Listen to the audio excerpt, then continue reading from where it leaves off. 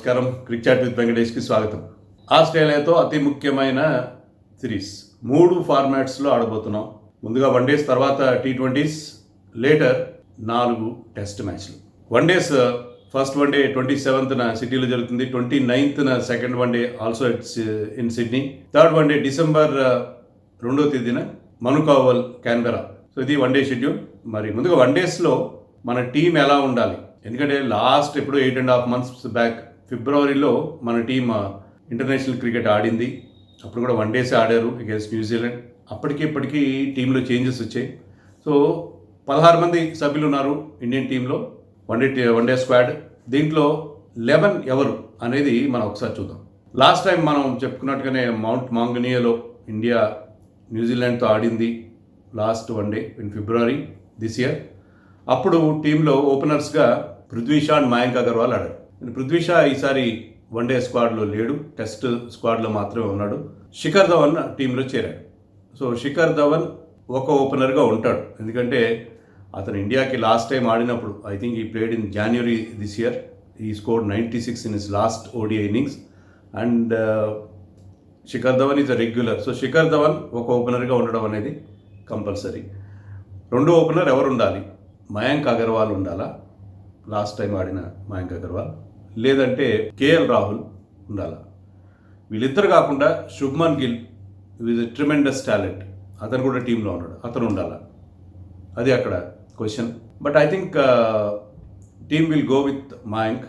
Mayank performance వన్డేస్లో గొప్పగా ఏం లేదు. ఇంతవరకు ఆడింది మా 3 వన్డేలు. ఆ 3 మనం చెప్పుకున్నట్టుగా ఫిబ్రవరిలో న్యూజిలాండ్లో జరిగిన సిరీస్లో ఆడాడు అతను. Highest score 32. మిగతా 2 మ్యాచ్లో కూడా సింగిల్ డిజిట్ దాటలేదు అతని స్కోర్లు. మరి మయాంక్ బదులు రాహుల్ ఆడిస్తే ఎలా ఉంటుంది?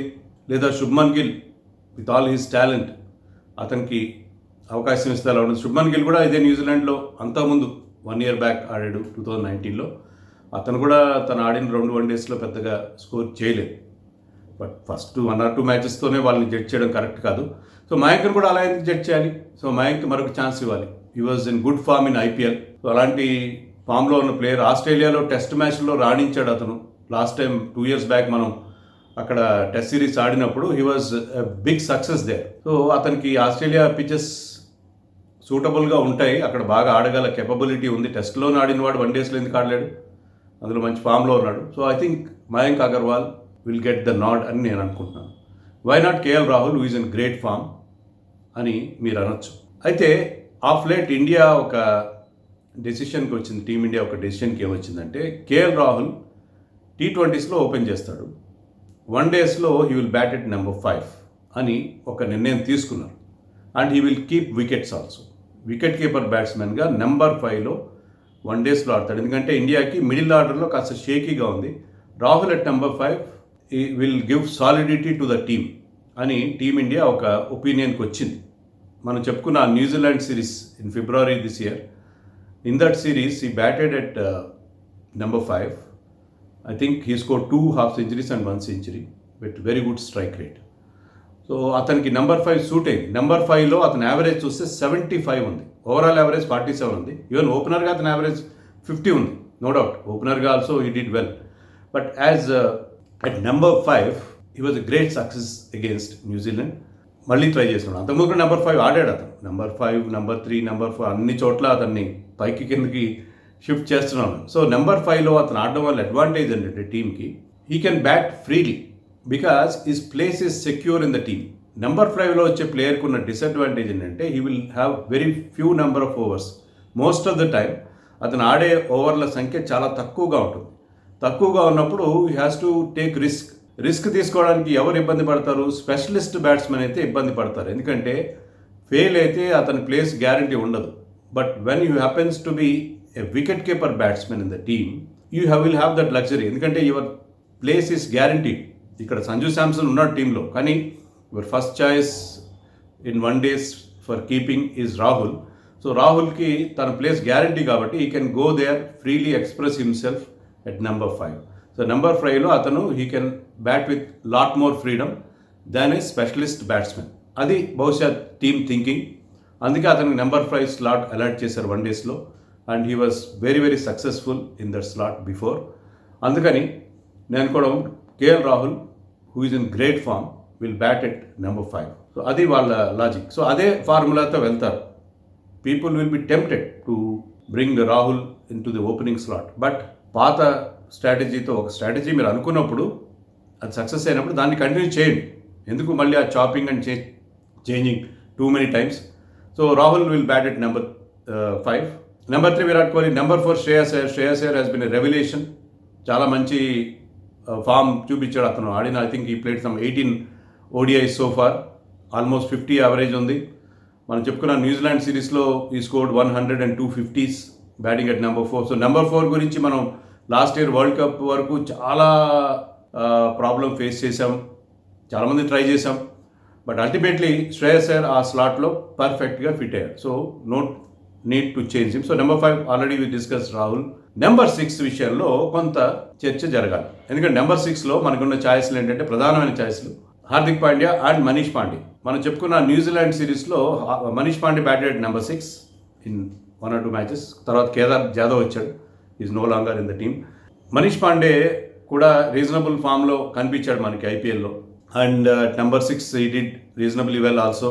కానీ Hardik Pandya is the right choice అని నేను అనుకుంటున్నాను. ఎందుకంటే ఆ నెంబర్ 6లో వచ్చే వాళ్ళకి మనం అనుకున్నట్టుగానే నెంబర్ 5, నెంబర్ 6లో వచ్చే వాళ్ళకి నెంబర్ ఆఫ్ ఓవర్స్ చాలా తక్కువ ఉంటాయి. ఫినిష్ చేయాలి వాళ్ళు. సో ఫినిషర్గా Hardik Pandya with his form మంచి 6 హీటింగ్ ఫామ్లో ఉన్నాడు.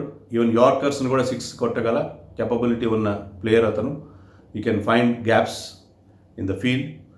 సో అలాంటి ఎబిలిటీ ఉన్న ప్లేయర్ అట్ నెంబర్ 6లో ఫినిషర్గా.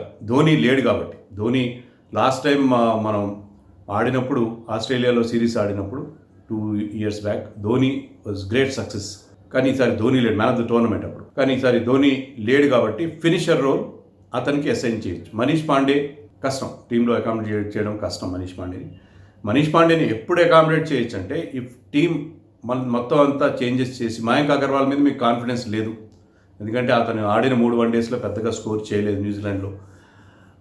సో అతన్ని పక్కన పెట్టేసి రాహుల్తో ఓపెన్ చేసి మనీష్ పాండేని you can still play at number 5 and Hardik Pandya at number 6. So అది పరిస్థితి. బట్ నేను అనుకోవడం Mayank will bat at number 2 and Hardik at number 6. But number 6లో హార్దిక్ ఆడించడానికి ఇంకొక కారణం కూడా ఉంటుంది. Hardik did not bowl a single over in IPL. But అతను బౌలింగ్ చేయకపోవడానికి కేవలం అతను ఈజ్ టేకింగ్ ఇట్ ఈజీ, అంతేగాని అతనికి ఇంజరీ ఉందని కాదు. అనవసరంగా బ్యాక్ని స్ట్రెయిన్ చేయడం అందుకని చేయట్లేదు. అవసరమైతే he should be able to bowl. ఎందుకంటే ఇండియాకి మనం చెప్పుకున్న ఈ లైనప్లో ఎవరు, Virat Kohli can give you a couple of overs, not more than that. ఎవ్వరు కూడా బౌలింగ్ చేసే పరిస్థితి లేదు. అవసరమైతే హార్దిక్ పాండ్యా బౌలింగ్ చేయాలి. అది 6th బౌలింగ్ ఆప్షన్గా ఉండాలి, లేకపోతే team will be in trouble. So 6th bowling ఆప్షన్గా Hardik Pandya should be able to contribute.